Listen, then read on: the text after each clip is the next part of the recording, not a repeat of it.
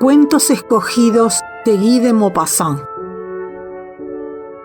Selección 1.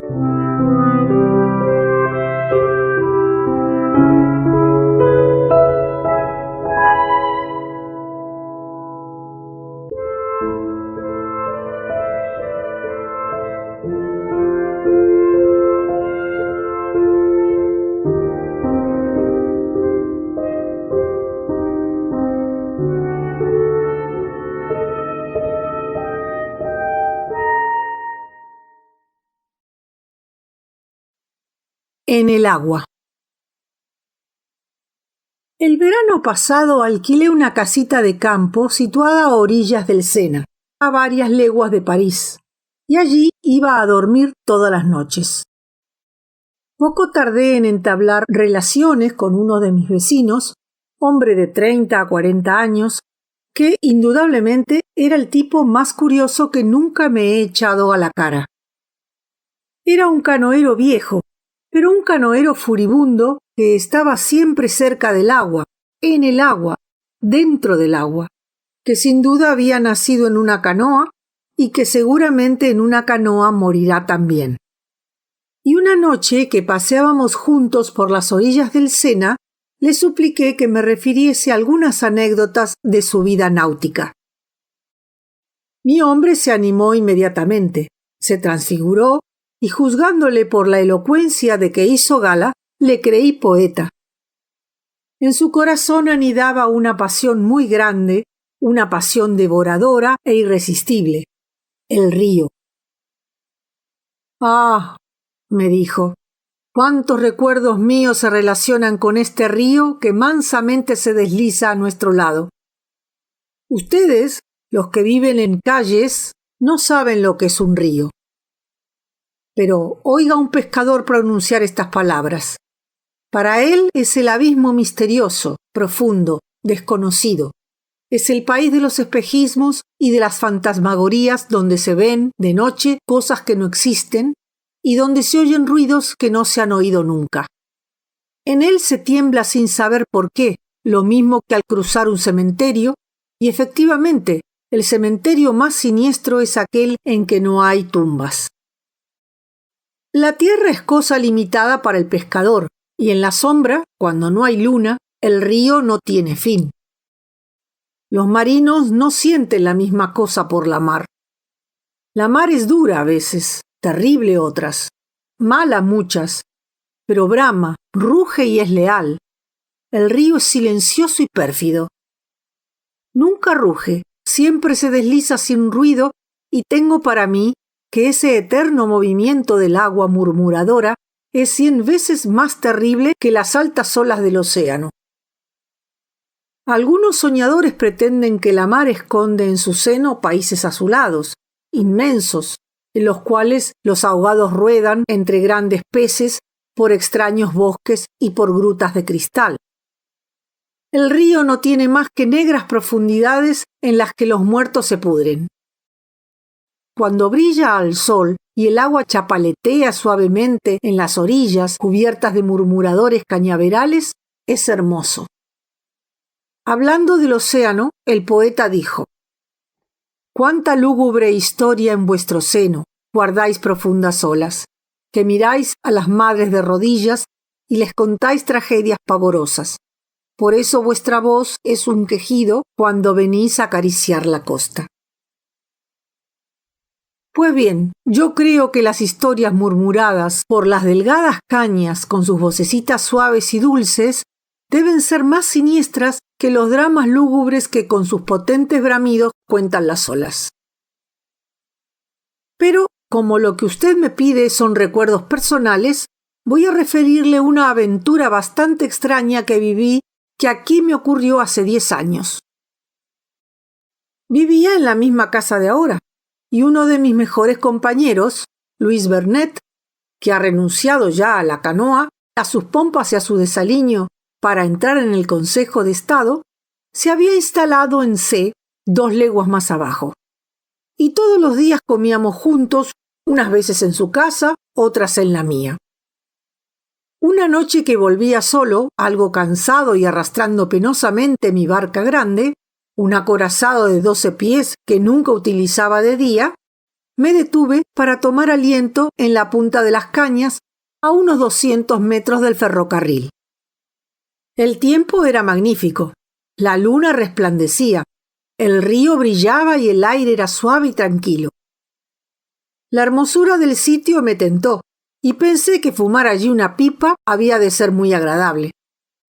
La acción siguió a mi pensamiento y cogiendo el ancla la arrojé al agua. La barca, que bajaba siguiendo la corriente, se detuvo. Yo extendí en la popa la piel de carnero y me instalé lo mejor que pude. No se oía nada. De cuando en cuando me parecía que a mis oídos llegaba el chapaleteo casi insensible del agua al chocar en la orilla y distinguía los grupos de cañas que semejaban figuras sorprendentes. Hasta a veces parecía que se agitaban. El río estaba muy tranquilo, pero el extraordinario silencio que reinaba me emocionó. Las ranas y los sapos, esos cantores nocturnos de los charcos, callaban. Repentinamente, y a mi derecha, oí cantar a una rana. Me estremecí. Calló, no oí nada más, y con objeto de distraerme me dispuse a cargar la pipa. Por más que entonces yo era un curador de pipas famoso, no pude fumar. Y como quiera que al dar el segundo chupetón sentí náuseas, cesé. Me puse a canturrear, pero el sonido de mi voz se me antojó muy triste, y tendiéndome en el fondo de mi barca me absorbí contemplando el cielo. Permanecí tranquilo durante largo rato, pero los ligeros movimientos de la barca vinieron de nuevo a despertar mi inquietud. Me parecía que daba saltos gigantescos y que por turno chocaba con una y otra orilla. Creí luego que un ser o que una fuerza irresistible la atraía suavemente hasta el fondo del río y que solo le permitía que subiese a la superficie para hundirla otra vez. Me sentía zarandeado como en una tempestad, y al oír ruidos a mi alrededor me puse en pie de un salto. El agua brillaba y la tranquilidad que reinaba era perfecta. Comprendiendo que mis nervios se habían excitado, resolví marcharme y tiré de la cadena. El barco se puso en movimiento. Sentí luego resistencia inaudita y por más que tiré, el ancla permaneció sujeta. Indudablemente estaba agarrada al fondo, pues no pude levantarla. Volví a tirar y todo fue inútil. Entonces, con mis remos, hice girar la barca y la llevé río arriba para que la posición del ancla cambiase. Pero todo fue en vano, pues seguía sujeta al fondo con resistencia tenaz. Me acometió un acceso de rabia y sacudí furiosamente la cadena. Nada. Desalentado me senté y con calma quise reflexionar en mi situación. No podía pensar en cortar la cadena ni en separarla de la embarcación, pues estaba sujeta a un trozo de madera tan grueso como mi brazo, pero como la noche era deliciosa, pensé que no tardaría en encontrar a algún pescador que me prestase su ayuda. La contrariedad me devolvió la calma y pude fumar mi pipa. Llevaba conmigo una calabacita de ron, bebí 2 o 3 tragos y la situación en que me encontraba me hizo reír. Hacía calor y en último resultado podía pasar la noche al raso. De pronto contra uno de los lados de mi barca chocó algo que produjo un ruido seco y el helado sudor me inundó de pies a cabeza. Era indudable que el ruido había sido producido por una maderita que la corriente arrastraba, pero había sido suficiente para sobresaltarme y de nuevo me sentí presa de extraña agitación nerviosa. Cogiendo la cadena hice un esfuerzo desesperado, pero como el ancla se mantuvo firme, tuve que sentarme. Entretanto, el río se había cubierto de blanca y espesa niebla que flotaba a ras del agua, y al ponerme en pie no vi ni el río ni mi barca. Solo distinguí las puntas de las cañas y a lo lejos la llanura bañada por la luz de la luna. Luna pálida en la que se destacaban manchas negras que subían hasta el cielo, manchas formadas por los grupos de álamos. Yo estaba enterrado hasta la cintura en una sábana de algodón de blancura inmaculada, y a mi imaginación acudieron atropelladamente ideas fantásticas. Me figuraba que trataban de subir a mi barca, que no distinguía, y que el río, cubierto por la opaca niebla, debía estar lleno de seres extraños que nadaban a mi alrededor. Experimentaba espantoso malestar. Un aro de hierro me oprimía las sienes, y los latidos de mi corazón casi me ahogaban. Perdí la cabeza y pensé alejarme a nado, pero esta idea me hizo temblar de espanto. Nadando a la aventura entre la espesa bruma, me vi perdido, luchando con las hierbas y las cañas que no podría evitar, no viendo mi barca, no distinguiendo la orilla, muerto de miedo y sintiendo que me tiraban de los pies para hundirme en el agua negra. Y efectivamente, como me hubiera sido preciso remontar la corriente lo menos 500 metros antes de encontrar sitio limpio de hierbas y de juncos, lo más probable era que, aunque nado como un pez, al no poder orientarme entre la niebla, me ahogase. Hacía esfuerzos por razonar. Tenía el firme propósito de ahuyentar el miedo, pero en mí había algo más que mi voluntad, y ese algo no estaba tranquilo. Me preguntaba qué podía temer. Mi yo valiente se burlaba de mi yo cobarde, y nunca como ese día pude darme cuenta de la oposición de los dos seres que viven en nuestro interior, queriendo uno, resistiendo otro y venciendo por turno los dos. Y el miedo bestial, el miedo inexplicable, aumentaba por instantes y casi era terror. Permanecía inmóvil con los ojos muy abiertos y alerta el oído y esperando. ¿Qué? Ni yo mismo lo sabía, pero debía ser algo terrible. Y creo que si un pez cualquiera hubiera saltado del agua, como tan frecuentemente sucede, hubiera sido bastante para hacerme caer sin conocimiento. Sin embargo, haciendo un violento esfuerzo logré sujetar mi extraviada razón. Tomé de nuevo la calabaza y bebí un trago largo. Luego se me ocurrió gritar y con todas las fuerzas de mis pulmones grité sucesivamente hacia los 4 puntos del horizonte. Cuando se me hubo secado y paralizado la garganta, escuché. A lo lejos un perro aullaba. Bebí más y me tendí a lo largo en el fondo de mi barca. Y en esa posición permanecí 1 hora, tal vez 2, sin dormir, con los ojos muy abiertos y viendo cosas extrañas a mi alrededor. A pesar de que lo deseaba ardientemente, no me atrevía a levantarme. Lo retardaba por minutos, y aunque me decía arriba, tenía miedo de moverme. Por fin, y tomando infinitas precauciones, como si mi vida hubiera dependido del ruido que pudiese hacer, me incorporé y miré a mi alrededor. Y a mi vista se ofreció el espectáculo más asombroso, más maravilloso que se puede imaginar. Una de esas fantasmagorías del país de las hadas, una de esas visiones que nos cuentan los viajeros que vienen de lejanas tierras y que escuchamos sin creer. La niebla que 2 horas antes flotaba a ras del agua se había retirado y recogido en las orillas, y dejando el río completamente libre, había formado a cada lado una colina inmensa, de 6 o 7 metros de altura, que a la luz de la luna brillaba con el soberbio resplandor de la nieve. Y estaba dispuesta de tal modo que solo se veía un río de fuego entre las 2 montañas blancas, mientras en lo alto, por encima de mi cabeza, y derramando su luz, la luna resplandecía en medio del azulado y lechoso cielo. Todas las bestias del agua habían despertado. Las ranas cantaban furiosamente, y a cada momento, unas veces a la derecha, a la izquierda otras, oía la nota corta, monótona y triste que a las estrellas lanza la cobriza voz de los sapos. Y, cosa extraña, ya no tenía miedo, pues contemplando aquel paisaje extraordinario, nada me podía asombrar.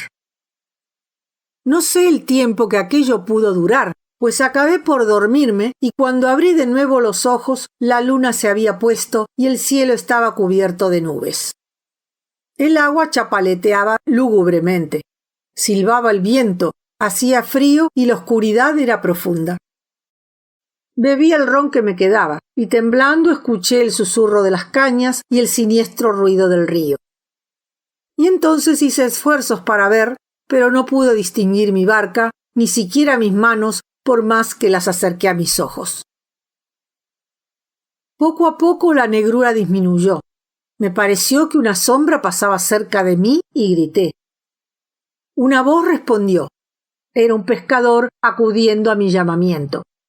Se acercó y le conté mis cuitas.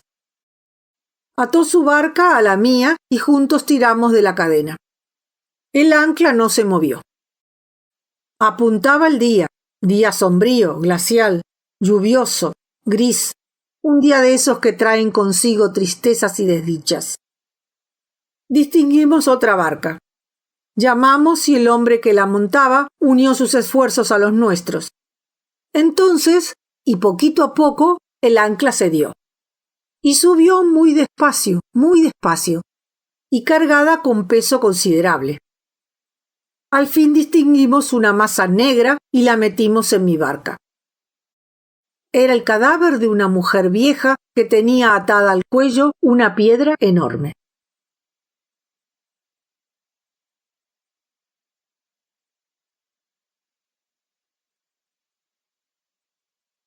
El regreso. Con sus olas continuas y monótonas, la mar azota la costa. Impulsadas por el viento y semejando pájaros, blancas nubecillas pasan rápidamente a través del inmenso cielo azul y la aldea, situada en el pliegue de un valle que llega hasta el océano, se calienta al sol. A la entrada y al borde del camino se alza la casa de los Martín Livec. Es una morada de pescador con los muros de arcilla y el tejado de bálago que ostenta un penacho de azules lirios. Un huerto del tamaño de un pañuelo en el que crecen cebollas, coles y perejil se extiende ante la puerta, y a lo largo del camino lo cierra tosca valla. El hombre está en la mar, pescando, y la mujer, frente a la morada, repara las mallas de una red enorme que, extendida contra la pared, semeja inmensa tela de araña.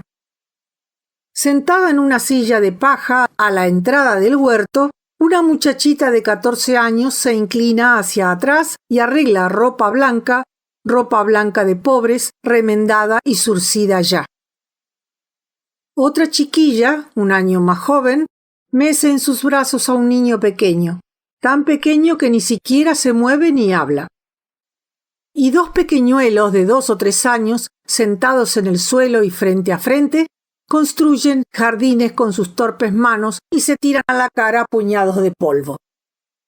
Nadie habla. Únicamente el pequeñuelo, a quien quieren dormir, llora sin descanso, con gritos agrios y cascados.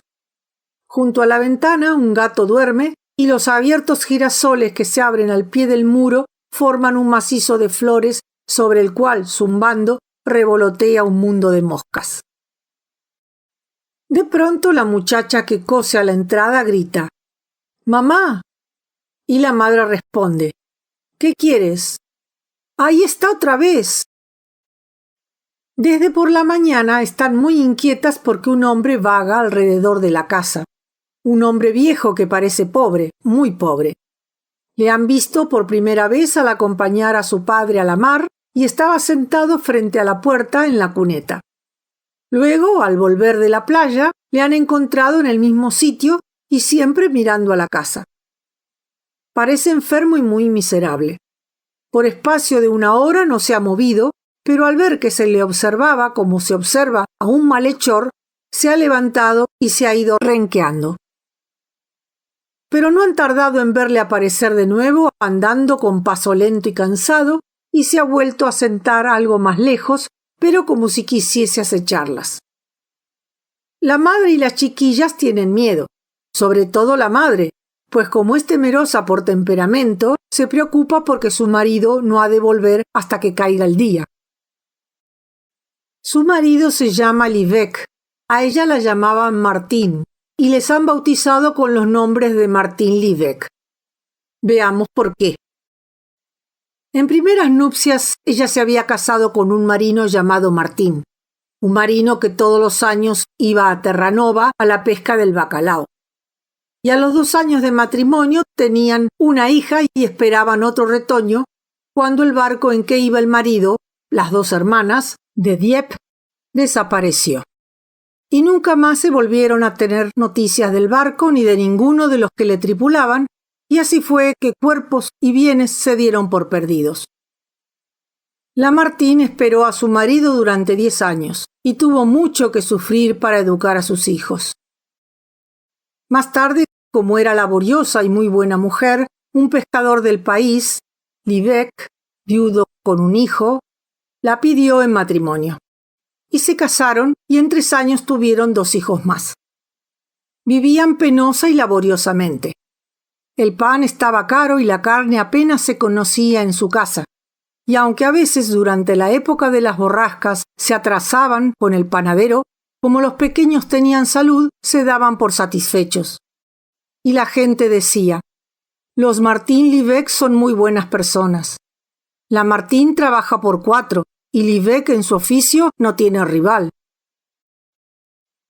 La chiquilla, que está sentada junto al vallado, dice, cualquiera se figuraría que nos conoce. Tal vez sea un pobre de Épreville o de Usebok. Pero la madre tiene buen ojo y no se engaña. No, seguramente no es del país. Como permanece inmóvil como un poste y fija obstinadamente los ojos en la morada de los Martín Livec, Lamartine se enfurece y valiente, a puro de estar transida de miedo, coge una badila y sale a la puerta. ¿Qué estáis haciendo ahí?, grita dirigiéndose al vagabundo. Y él responde con voz ronca. Tomo el fresco. ¿Os hago algún daño? ¿Por qué estáis espiando frente a mi casa?, replica Lamartine. Y el hombre contesta. No hago daño a nadie. ¿Está prohibido sentarse en la cuneta? Lamartine, no sabiendo qué decir, se mete otra vez en su casa. Y el tiempo pasa despacio, muy despacio, y a eso de mediodía el hombre desaparece. Pero a las 5 vuelve a pasar, y ya no le ven más en toda la tarde. Cuando al caer el día Livec vuelve y le cuenta lo ocurrido, dice, debe ser algún fisgón o algún desocupado. Y duerme tranquilo mientras su mujer piensa en el vagabundo que la miraba de tan extraña manera. Amanece un día desagradable, con mucho viento, y el marinero, viendo que no puede hacerse a la mar, ayuda a su mujer a componer las redes. A eso de las 9, la hija mayor, una Martín que ha ido a la tahona a buscar pan, entra corriendo y con el rostro descompuesto. ¡Ahí está! ¡Ahí está!, grita. La madre se emociona mucho y con las mejillas pálidas dice a su marido, «Ve a hablarle, Livec, y convéncele para que no nos aceche. Eso me revuelve toda». Y Livec, un hombre de mar como un castillo, con tez rojiza y barba espesa, ojos azules que taladran 2 puntitos negros y que lleva siempre al cuello un pañuelo de lana para resguardarse del viento y de la lluvia de alta mar, sale lentamente y se dirige al vagabundo. Los 2 hombres hablan. La madre y los chicos, entre ansiosos y angustiados, les contemplan desde lejos. De pronto el desconocido se pone en pie y con Livec se encamina hacia la casa. Lamartine retrocede asustada, pero su marido le dice, «Dale un pedazo de pan y un vaso de sidra. Hace 3 días que no ha comido». Y entran seguidos de la mujer y de los niños. El vagabundo se sienta y come, y como todos le miran fijamente, baja la cabeza. La madre, en pie, no aparta de él los ojos. Las 2 mayores, las Martín, apoyadas de espalda contra la puerta, en él clavan sus ojos ávidos. Y los más pequeños, que están sentados en las cenizas del hogar, dejan de jugar con el negro puchero para contemplar también al extraño. Livec se sienta y le pregunta, «¿De manera que viene de muy lejos?» «Vengo de Sète». ¿A pie?» «Sí, a pie. Cuando no se tienen posibles, es preciso. ¿Y a dónde va? Aquí. ¿Conoce a alguien? Tal vez. Y se callan. El vagabundo, aunque hambriento, come despacio y bebe un sorbo de sidra después de cada pedazo de pan. Su rostro está arrugado, gastado, lleno de hoyos por todas partes y parece haber sufrido mucho. Bruscamente Livek le pregunta: ¿Cómo se llama? Me llamo Martín. Extraño estremecimiento agita a la madre. Avanza un paso como si quisiese ver más de cerca al vagabundo y se para frente a él con los brazos caídos y la boca abierta. Nadie dice palabra, hasta que Livek añade: ¿Es usted de aquí? Sí, de aquí soy.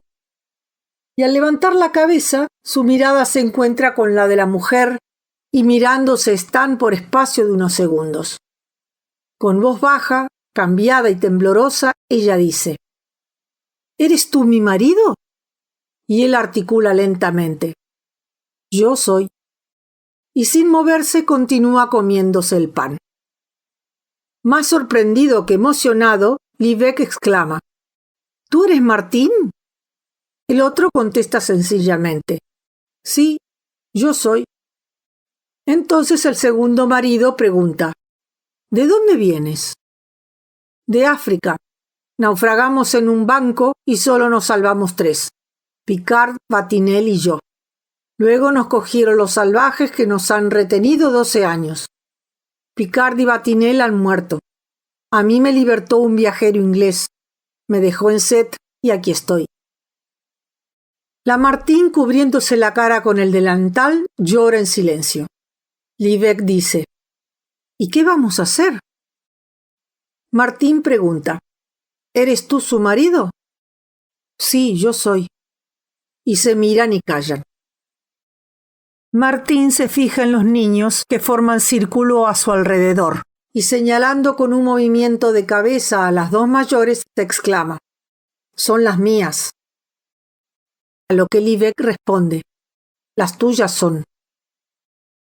Y no se mueve, ni siquiera las besa, únicamente dice: ¡Qué crecidas están! Livek repite: ¿Qué vamos a hacer? Martín, perplejo, tampoco lo sabe. Al fin murmura: Yo haré lo que quieras, pues no pretendo causarte perjuicio. Con todo es enojoso por la casa. Yo tengo 2 hijos, tú tienes 3. Pues a cada uno los suyos. Ahora bien, la madre a quién pertenece. Yo aceptaré lo que decidas, pero la casa es mía, pues mi padre me la dejó porque nací en ella, y hay papeles en casa del notario. Lamartine sigue llorando y cubriéndose la cara con el delantal. Las 2 mayores se han levantado y con inquietud se fijan en su padre. Este acaba de comer y pregunta: ¿Qué vamos a hacer? Livek tiene una idea. Es preciso ir a casa del cura. Él decidirá. Martín se levanta y su mujer, apoyando la frente en el hombro, murmura: Martín, mi pobre Martín. Y Martín, emocionado, besa con respeto su blanca cofia. Los pequeños que están sentados en la chimenea, al ver que su madre llora, lloran también, y el que aún va en brazos berrea de lo lindo. Livek espera de pie. Vamos, dice, es preciso arreglar esto. Martín se separa de su mujer y está dirigiéndose a las mayores, les dice: Besad a vuestro padre. Las 2 se acercan juntas, secos los ojos y algo temerosas. Y después que él las ha besado en las mejillas, los 2 hombres salen. Al pasar por delante del Café del Comercio, Livek dice: Si tomásemos una copa. Me parece bien. Y entran y se sientan. Chicot, 2 copas de lo bueno, que Martín ha vuelto. Martín, el de mi mujer, ya sabes. Martín, el de las 2 hermanas. Y el tabernero, ventrudo, sanguíneo, hinchado, lleno de grasa, se acerca con 3 vasos en la mano, una botella en la otra, y muy tranquilamente pregunta: ¿Eres tú Martín? Y Martín contesta: Yo soy.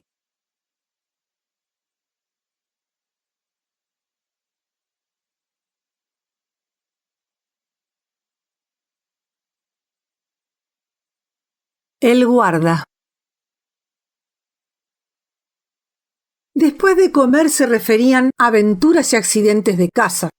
Un antiguo amigo nuestro, el señor Boniface, gran bebedor de vino, hombre robusto y alegre, ingenioso como pocos, de buen sentido y filosofía irónica y resignada, se distinguía siempre por sus bromas mordaces y nunca por sus tristezas. Y de pronto dijo: «Yo sé una historia de caza, o mejor dicho, un drama de caza bastante extraordinario.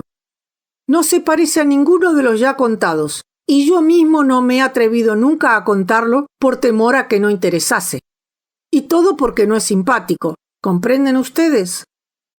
Quiero decir que carece de ese interés que apasiona, encanta o emociona agradablemente. Pero en fin, vamos al caso.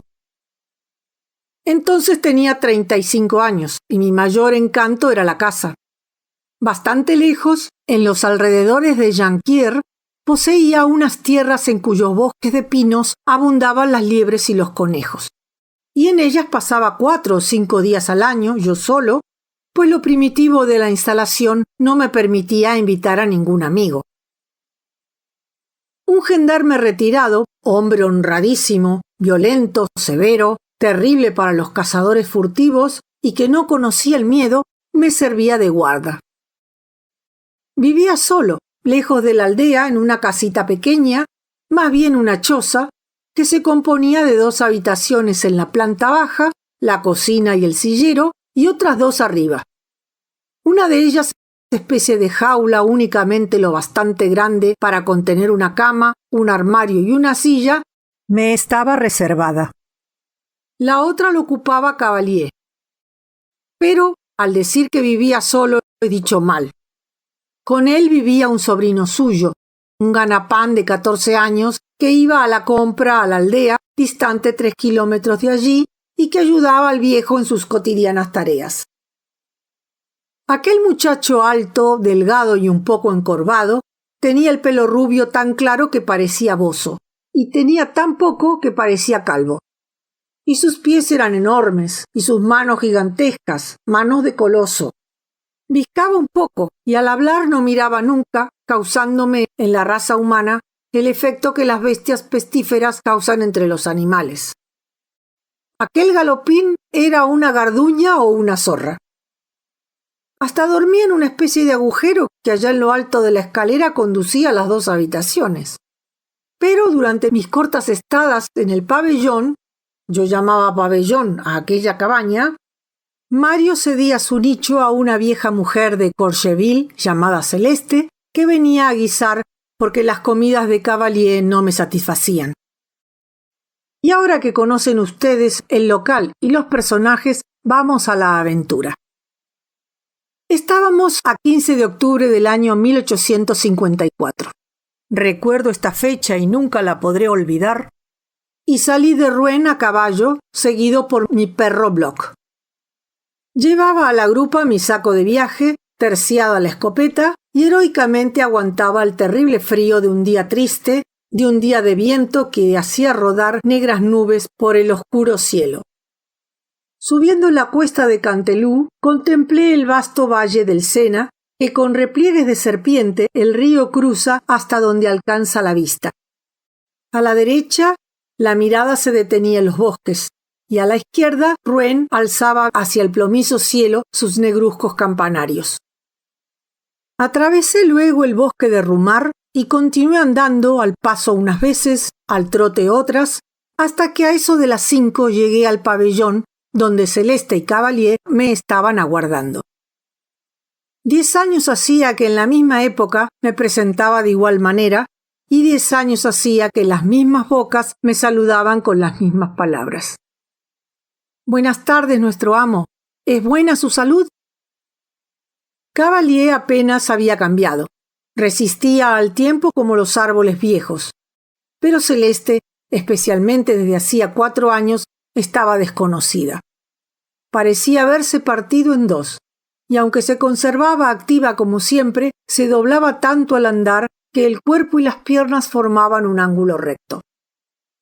La pobre vieja, abnegada como pocas, se emocionaba al verme y al despedirse de mí me decía: «Preciso es pensar que tal vez no volveremos a vernos, mi amo». Y la desolada y temerosa despedida de la pobre sirvienta, su desesperada resignación ante la inevitable muerte, seguramente próxima para ella, me llegaba al corazón y me entristecía de manera extraña. Eché pie a tierra y mientras Cavalier, cuya mano había estrechado, conducía mi caballo al cobertizo que hacía a las veces de cuadra, seguí a Celeste y entré en la cocina, que también servía de comedor. Poco después el guarda se reunió a nosotros y desde el primer momento vi que no tenía el aspecto de costumbre. Parecía preocupado, contrariado, inquieto, y le dije: «Bien, Cavalier, ¿va todo a pedir de boca?». El buen hombre murmuró: «Sí y no. Algo hay que me tiene contrariado». «¿Y qué es? Cuénteme eso, amigo mío». Pero movió la cabeza y se limitó a decir: «No, todavía no. Ahora que acaba de llegar no quiero molestarle con mis preocupaciones». Yo insistí, pero él se negó a decirme lo que ocurría hasta después de comer. Por más que solo al verle la cara comprendía que el asunto era grave. No sabiendo qué decir, le pregunté: «¿Y este año hay caza?». «Oh, mucha, tan abundante que encontrará cuanto quiera. A Dios gracias he tenido buen ojo». Y pronunció estas palabras con tanta gravedad, con gravedad tan desolada, que casi rayaba en lo cómico. Sus grandes bigotes grises parecía que iban a desprenderse de sus labios. Repentinamente me di cuenta de que aún no había visto a su sobrino. «¿Y Mario? ¿Dónde está? ¿Por qué no viene a saludarme?». El guarda pareció sobresaltarse y mirándome fijamente a la cara dijo: «Pues bien, prefiero decirle enseguida lo que ocurre. Prefiero decírselo, pues lo que me preocupa se relaciona con él». «Ah, ¿y dónde está?». «En la cuadra, esperando el momento oportuno para presentarse». «¿Pero qué ha hecho?». «He aquí lo ocurrido». El guarda vacilaba. Su voz había cambiado, temblaba, y repentinamente profundas arrugas de viejo, cruzaron su rostro. Lentamente añadió: «Al caso. Este invierno me di cuenta de que alguien tendía lazos en el bosque, y aun cuando pasaba noches enteras acechando, no podía sorprender al cazador furtivo. Nada. Cuando vigilaba por un lado, los tendían en la parte opuesta, y el despecho me hacía adelgazar. Imposible resultaba sorprender al merodeador, y cualquiera hubiese podido creer que tenía conocimiento de mis intenciones y de mis acechanzas. Y así ocurrieron las cosas hasta que un día, al cepillar el pantalón de Mario, el pantalón que solo se pone los domingos, encontré una moneda de 2 francos en un bolsillo. ¿De dónde la había sacado? En ello estuve pensando por espacio de 8 días, hasta que observé que salía en el preciso momento en que yo volvía para descansar. Sin figurarme el objeto de sus escapatorias, le aceché. Y una noche, después de haberme acostado, me levanté y le seguí. En eso de seguir a un hombre no hay quien me iguale. Y le sorprendí tendiendo lazos. A él, a mi sobrino Mario, tendiendo lazos en la tierra de usted. El corazón me dio un vuelco dentro del pecho. Se me corrompió la sangre, y tan recio sacudí que por poco lo mato. Sí, arreé de firme, y le prometí que cuando usted viniera le aplicaría una nueva corrección en su presencia. Y eso es todo. El disgusto me hizo adelgazar. En fin, usted ya debe saber lo que acaban los disgustos. Pero dígame, ¿qué hubiera hecho en mi lugar? Ese muchacho no tiene padre ni madre, y yo soy la única persona que queda en su sangre. Le conservé a mi lado porque humanamente no le podía echar, ¿verdad? Pero con todo, le tengo advertido que si vuelve a las andadas, todo habrá concluido, hasta mi compasión. ¿He hecho bien? Ha hecho usted perfectamente, Cavalier. Es usted un hombre honrado. Se puso en pie para decirme: gracias, muchas gracias. Ahora voy a buscarle, pues la corrección prometida no puede quedar en alto. Como ya sabía que intentar disuadirle era perfectamente inútil, le dejé obrar a su antojo. Cavalier fue a buscar al galopín y le trajo agarrándole de una oreja, y yo, sentado en una silla de paja, hacía esfuerzos para poner cara de juez.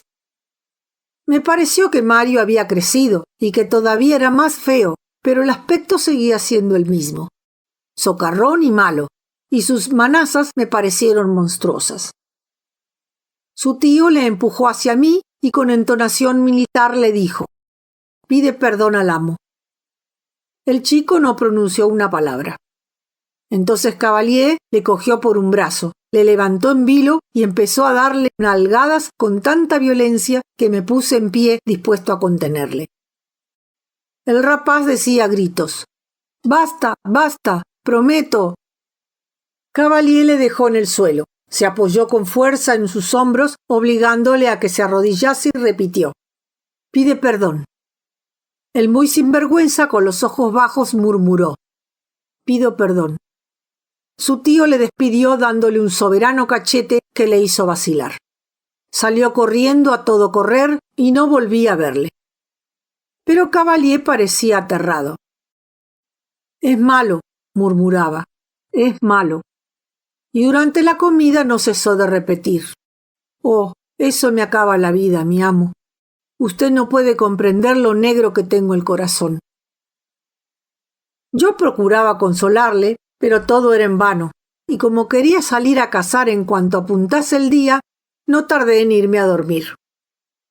Cuando apagué la vela de un soplo, mi perro roncaba ya a los pies de mi cama. Los furiosos ladridos de Bloch me despertaron a medianoche y al punto advertí que la habitación estaba llena de humo. Salté del lecho, encendí la luz, corrí a la puerta y la abrí. Por el hueco entró un torbellino de llamas. La casa ardía. Cerré sin pérdida de momento la gruesa hoja de encina, me puse los pantalones, bajé al perro por la ventana, valiéndome de una cuerda que construí arrollando las sábanas. Tiré luego mis ropas, la escopeta y el zurrón, y bajé como el perro había bajado. Entonces me puse a gritar con todas las fuerzas de mis pulmones: ¡Cavalier! ¡Cavalier! Pero el guarda no despertaba. El viejo gendarme dormía a puños cerrados. Entretanto, por las ventanas de la planta baja, pude notar que aquello parecía un horno ardiendo, y me convencí de que, para facilitar el incendio, habían llenado la cocina de paja. Alguien había prendido fuego al pabellón.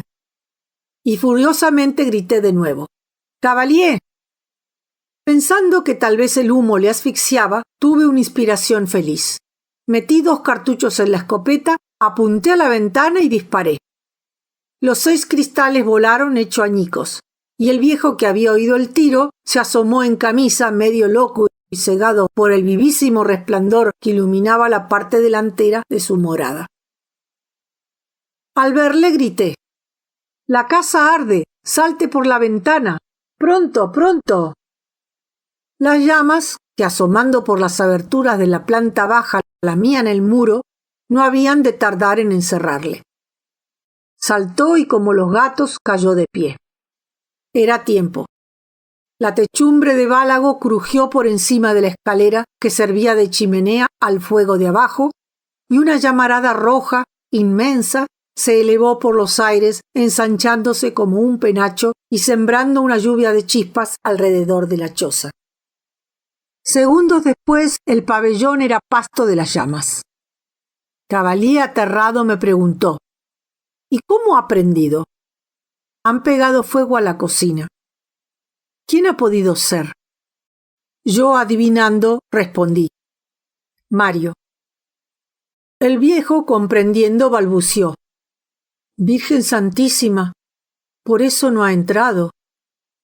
Una idea terrible, espantosa, acudió a mi imaginación y grité: «¿Y Celeste? ¿Y Celeste?». El viejo no contestó.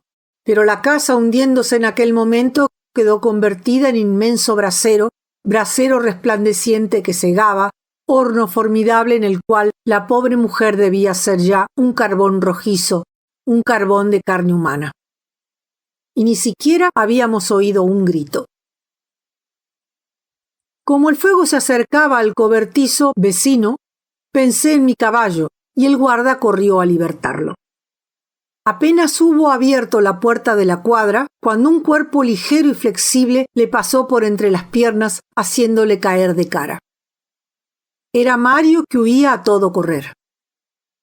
El viejo se puso en pie en un abrir y cerrar de ojos.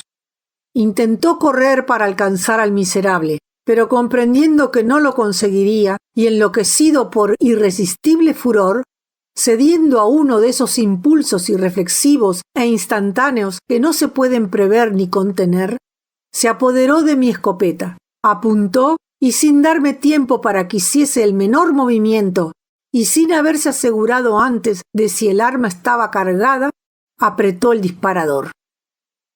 Uno de los cartuchos que momentos antes había metido en la escopeta para anunciar el fuego estaba intacto y la carga, alcanzando al fugitivo por la espalda, hizo que cayese de cara completamente cubierto de sangre. Se puso a arañar la tierra como si quisiese huir a cuatro patas, y al modo de las liebres heridas cuando ven que se acerca el cazador.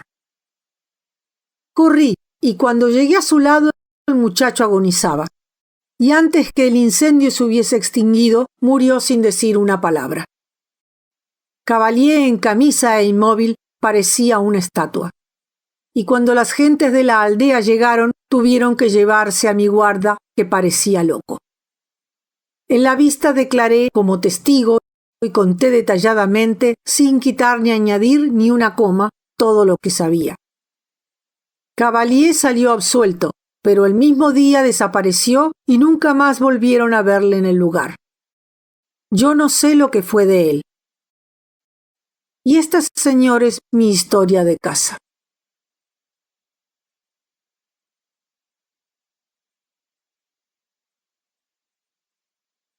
Pierrot. La señora Lefebvre era una mujer de campo, una viuda medio campesina, medio señora, que se adornaba con cintas y volantes y llevaba sombrero. Era una de esas personas que hablan enfáticamente, que cuando se encuentran en público se dan tono de grandeza y que bajo un aspecto cómico y abigarrado esconden un alma de bestia presuntuosa de la misma manera que bajo guantes de seda cruda disimulan sus encarnadas manazas. Por criada tenía a una honrada campesina, muy sencilla, que se llamaba Rosa. Y las dos mujeres vivían en una casita pequeña, una casita con persianas verdes, que a lo largo de un camino de Normandía se alzaba en el centro del territorio de Caux. Como frente a su casa tenían un pequeño jardín, en él cultivaban legumbres. Pero sucedió que una noche les robaron una docena de cebollas. En cuanto Rosa se enteró del hurto, corrió a prevenir a la señora, que bajó vistiendo refajo de lana. Y se produjo una escena de verdadera desolación, de verdadero terror. Habían robado a la señora Lefebvre. En el país se robaba y el robo podía repetirse. Las dos mujeres aterrorizadas contemplaban las huellas de los pasos y hacían 1000 suposiciones. Por ahí han pasado, decían, y subiendo por la tapia han saltado al camino. Y el porvenir las aterrorizaba, y ya no podían dormir tranquilas. La noticia circuló rápidamente. Los vecinos llegaron, empezaron a discutir, y las dos mujeres comunicaban sus ideas y sus observaciones a cuantos llegaban. Un labrador que vivía muy cerca les dio un consejo. Ustedes deberían tener un perro. Y era verdad, debían tener un perro aun cuando solo fuese para dar la voz de alarma. Y no un perro grande, santo Dios. ¿Qué harían con un perro grande? ¿Se arruinarían para darle de comer? Un perro pequeñito, con que ladrase sería bastante. Cuando todos se hubieron marchado, la señora Lefebvre discutió largo rato la idea de tener un perro. y después de reflexionar hizo 1000 objeciones, aterrorizada ante la imagen de una escudilla llena de comida, pues pertenecía a la raza parsimoniosa de las señoras del campo, que llevan siempre unos céntimos en el bolsillo para dar limosna ostensiblemente a los pobres que se encuentran en los caminos y ruidosamente los domingos en la iglesia. Rosa, que quería a los animales, daba sus razones y las defendía con astucia. Y así llegó a decidirse que tendrían un perro pequeñito. Empezaron a buscarlo, pero solo encontraban perros grandes, enormes, perros que engullían cazuelas de sopa cuya sola vista hacía estremecer. El tendero de ultramarinos de Rollenville tenía un perro pequeño, pero exigía 2 francos con objeto de resarcirse de los gastos que para criarlo había hecho. Y la señora Lefebvre declaró que estaba dispuesta a dar de comer a un perro, pero que no lo compraría nunca. Ahora bien, el panadero, que estaba al tanto de cuanto ocurría, llevó una mañana en su carrito a un animal amarillo, casi sin patas, con cuerpo que recordaba a los cocodrilos, cabeza de zorra y rabo de cerdo que podía servir para el caso. Uno de sus parroquianos quería deshacerse de él y la señora Lefebvre, al enterarse de que no había de costarle nada, lo encontró perfecto. Y Rosa le dio un beso y al preguntar cómo le llamaban, el panadero contestó que Pierrot. Y ya tenemos a Pierrot instalado en una vieja caja de jabón y por primera providencia le ofrecieron agua. Y Pierrot bebió. Luego le dieron un pedazo de pan. Se lo comió.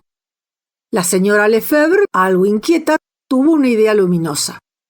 Cuando se haya acostumbrado a estar en casa, dijo, le soltaremos y se buscará la comida vagando por el pueblo.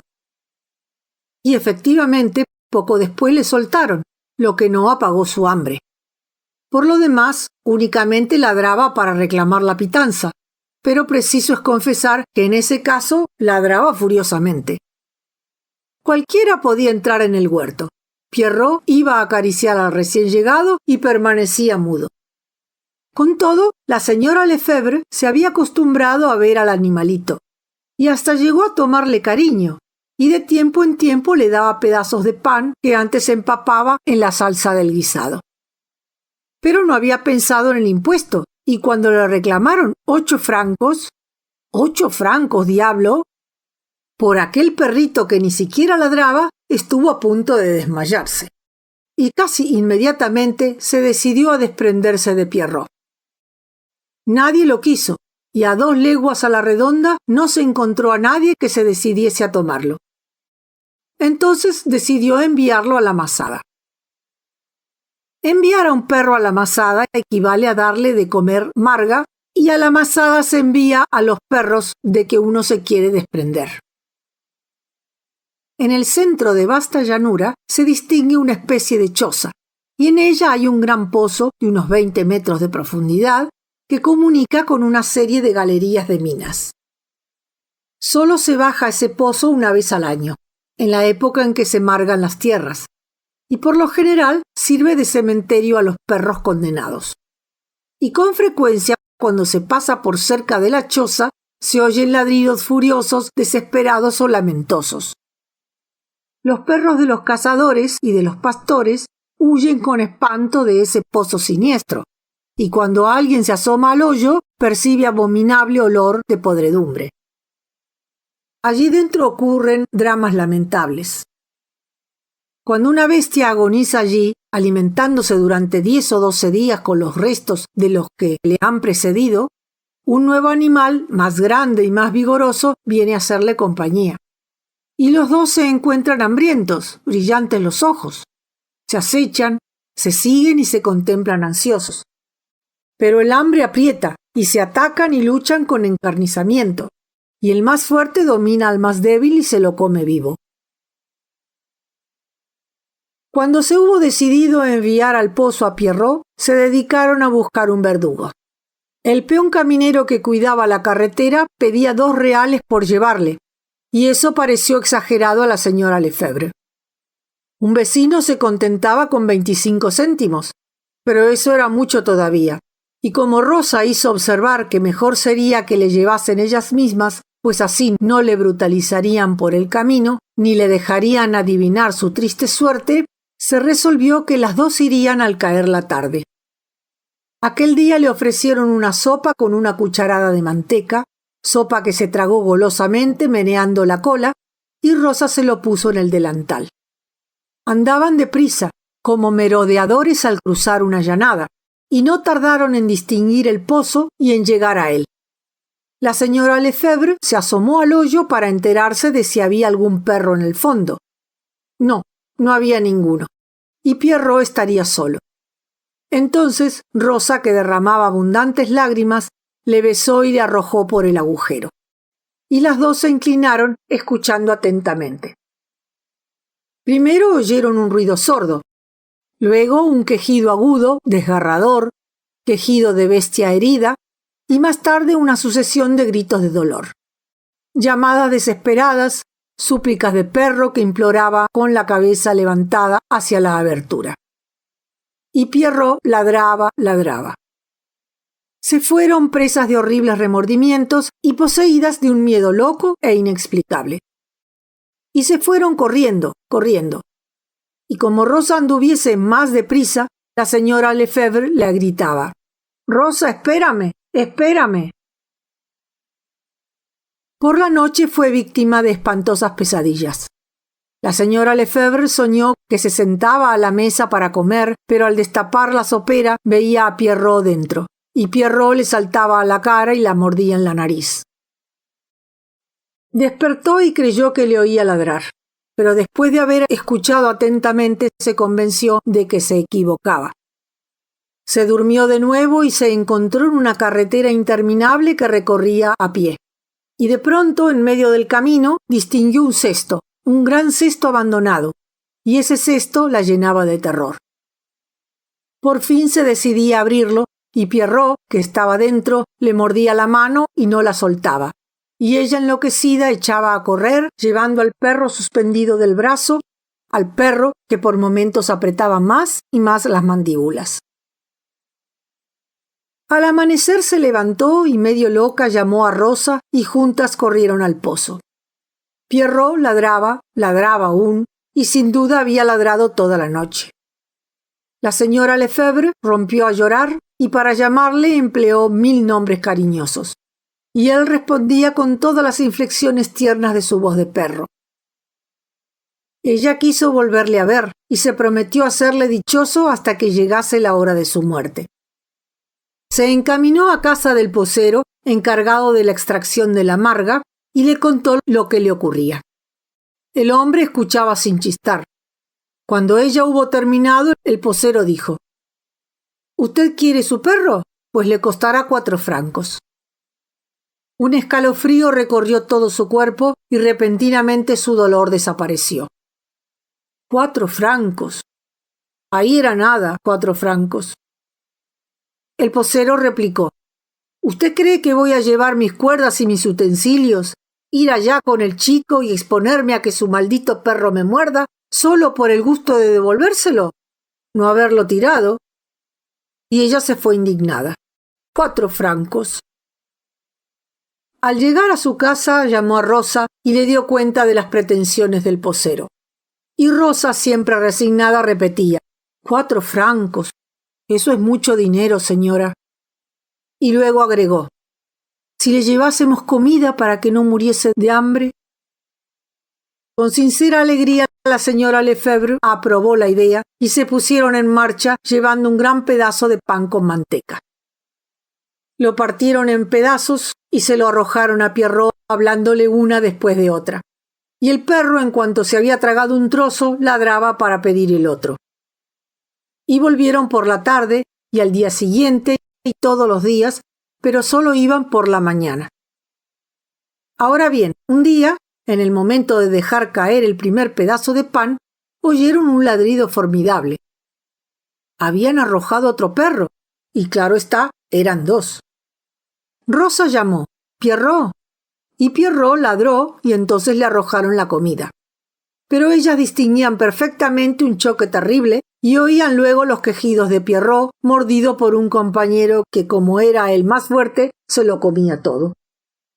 Inútil era que gritasen: «¡Es para ti, Pierrot! ¡Es para ti!». Pierrot se quedaba sin nada. Las dos mujeres se miraron, y la señora Lefebvre dijo con acritud: «Yo no puedo dar de comer a todos los perros que tiren al pozo. Preciso renunciar». Sofocada, solo al pensar que todos aquellos perros podían vivir a expensas suyas, se puso en marcha llevándose el pan que le quedaba, pan que se fue comiendo mientras andaba. Y Rosa la siguió y con su delantal azul se secó las lágrimas que arrasaban sus ojos.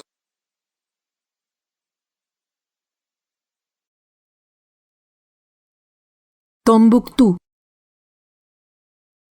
El bulevar, ese río de vida, hormigueaba envuelto en la lluvia de oro del sol poniente. El cielo parecía de grana, cegaba, y detrás de la Magdalena las inmensas nubes incendiadas lanzaban sobre la larga avenida un chaparrón de fuego vibrante como vapor de hoguera. La muchedumbre alegre, palpitante, paseando bajo esa bruma inflamada, parecía surgir en apoteosis. Los rostros parecían dorados, los sombreros y los trajes negros tenían reflejos de púrpura, y el charol de las botas arrojaba llamas sobre el asfalto de las aceras. En las terrazas de los cafés los hombres tomaban bebidas brillantes y coloreadas que cualquiera hubiera creído piedras preciosas fundidas en el cristal. Y en medio de los consumidores vestidos con trajes claros u oscuros, dos oficiales con uniforme de gala hacían que todos los ojos, al tropezar con el oro de sus galones, se dirigiesen a otro lado. Hablaban, alegres sin saber por qué, contentos de vivir en aquella resplandeciente y radiante tarde, y contemplaban a la muchedumbre. Hombres que pasaban lentamente y mujeres que dejaban tras sí agradable y turbador perfume. De pronto un negro enorme, vestido de negro, tripudo, cargado de dijes que pendían de su chaleco de dril y resplandeciente el rostro como si le hubiese dado brillo con betún, pasó por delante de ellos con aire triunfal. Dedicaba sonrisas a los paseantes, sonrisas a los vendedores de periódicos, sonrisas al cielo resplandeciente y sonrisas a París entero. Era tan alto que sobresalía por encima de todas las cabezas y a su paso los mirones se volvían para contemplarle vuelto de espalda. Repentinamente se fijó en los oficiales y, atropellando a los consumidores, se dirigió hacia ellos. Cuando hubo llegado ante su mesa, clavó sus ojos brillantes y alegres en los militares y las comisuras de sus labios le llegaron hasta las orejas, descubriendo sus blancos dientes claros como el arco de la luna en creciente puesto en medio de un cielo negrísimo. Y los dos hombres, estupefactos, contemplaron al gigante de ébano sin poder explicar su alegría. Él, con entonación que provocó la hilaridad en todas las mesas, exclamó: «Buenos días, mi teniente». Uno de los oficiales era jefe de batallón y el otro coronel. El primero dijo: «Caballero, no le conozco y no comprendo lo que dice». El negro repuso: «Yo te quiero mucho a ti, teniente Bédier, sitio de Bessy, mucha uva, busca a ti». El oficial, sin saber lo que le pasaba, buscaba en lo más hondo de sus recuerdos y miraba fijamente al hombre. De pronto exclamó: «¿Tombuctú?».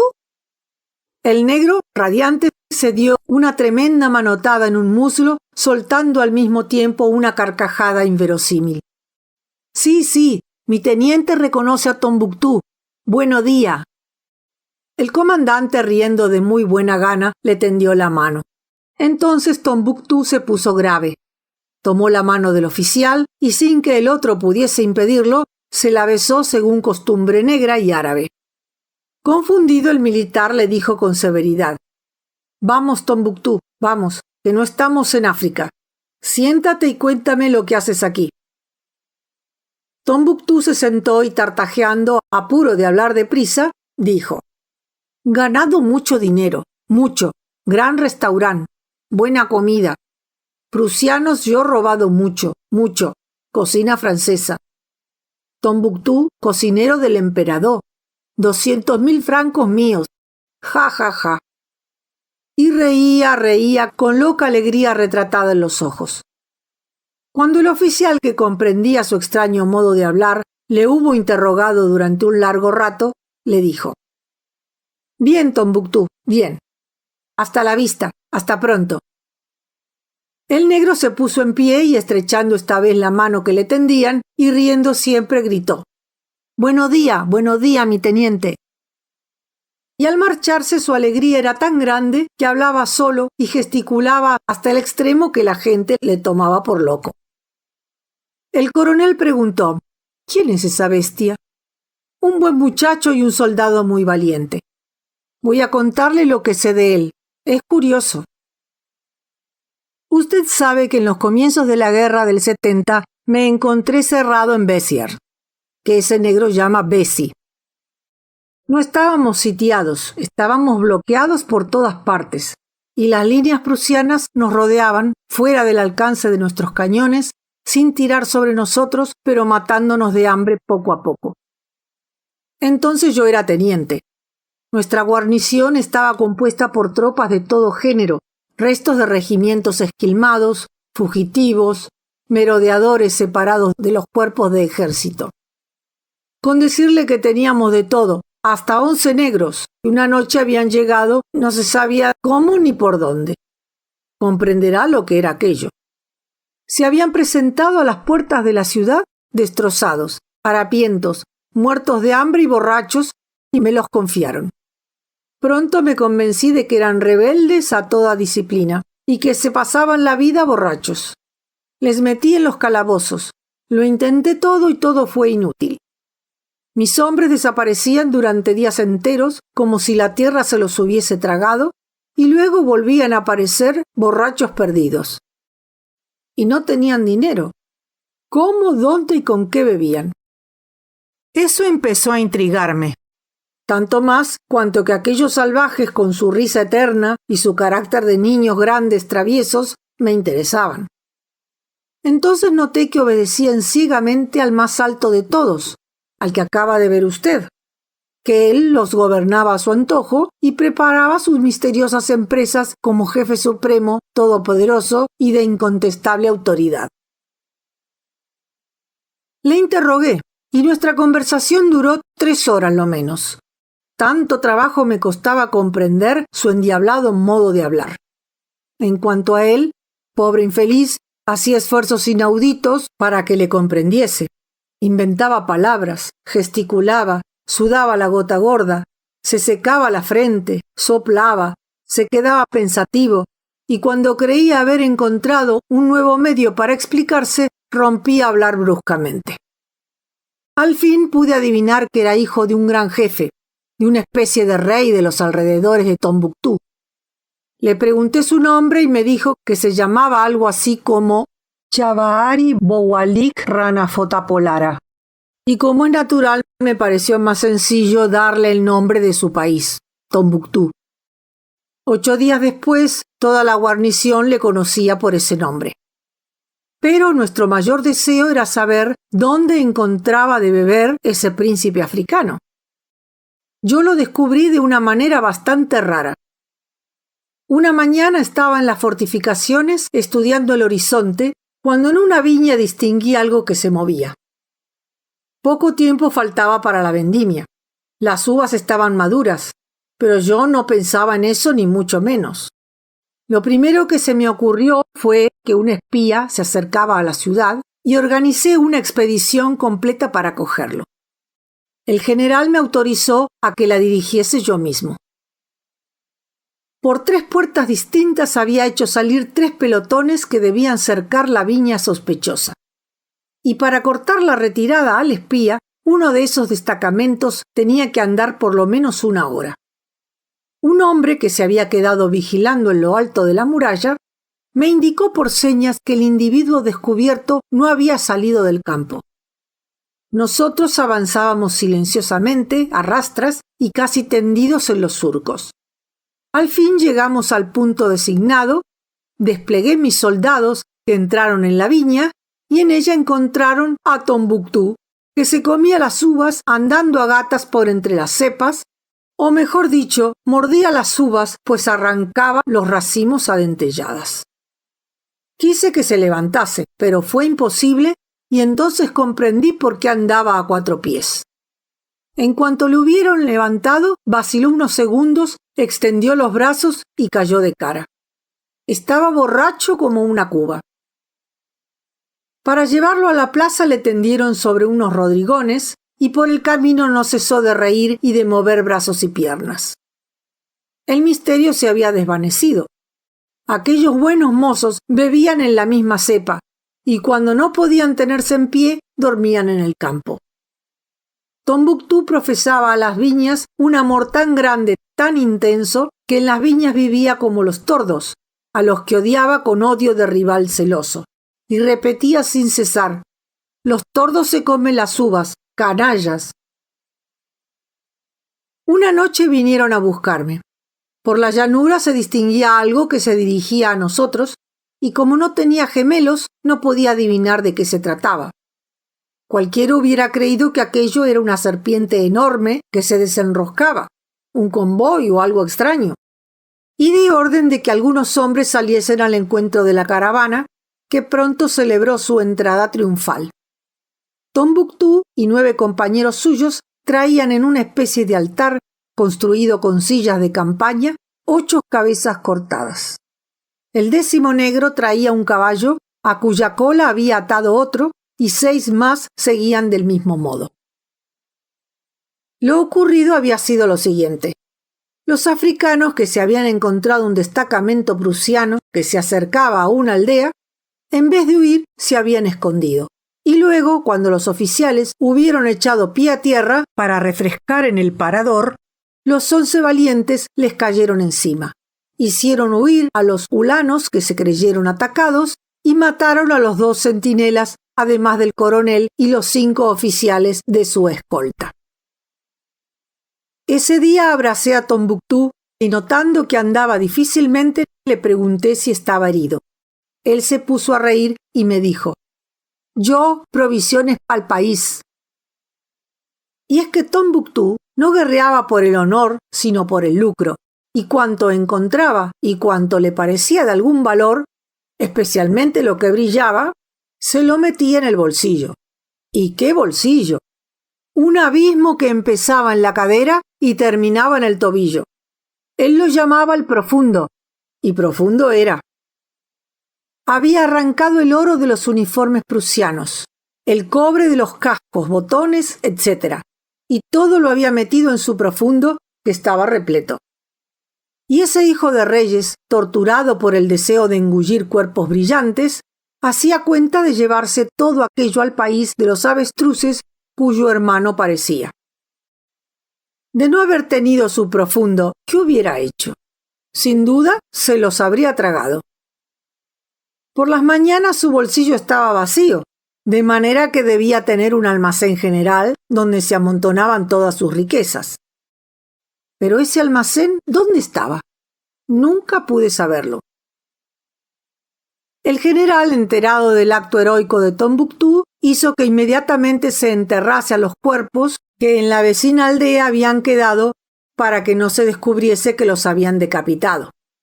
Pero los prusianos volvieron al día siguiente y el alcalde y los 7 habitantes más notables fueron fusilados por haber denunciado la presencia de los alemanes. Llegó el invierno y estábamos extenuados y desesperados. Nos batíamos todos los días y nuestros hombres hambrientos ya no podían más. Únicamente 8 negros, 3 habían sido muertos, estaban gordos, brillantes y siempre dispuestos para la pelea. A mí me parecía que Tombuctú engordaba. Un día me dijo: «Tú mucha hambre, yo buena carne». Y me trajo un filete excelente. ¿De dónde lo había sacado?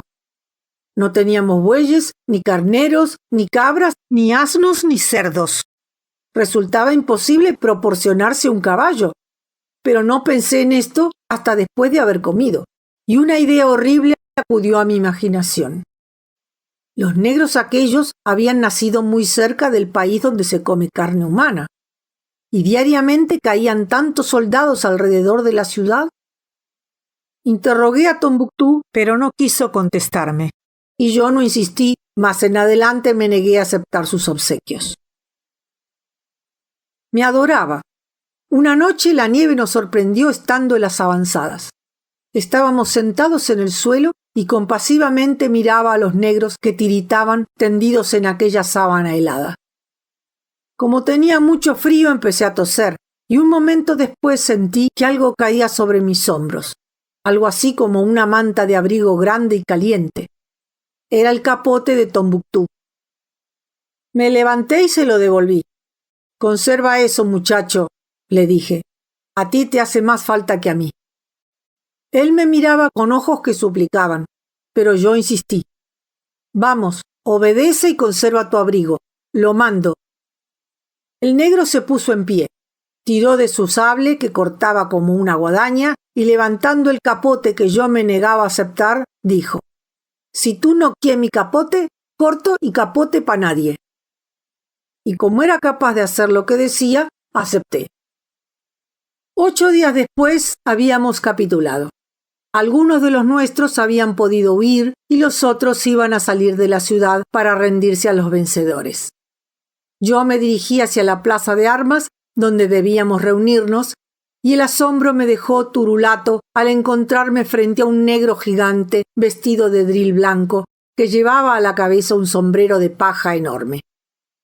Era Tombuctú, que, radiante y satisfecho, se paseaba con las manos metidas en los bolsillos por delante de una tiendecita en cuyo escaparate se veían 2 platos y 2 vasos.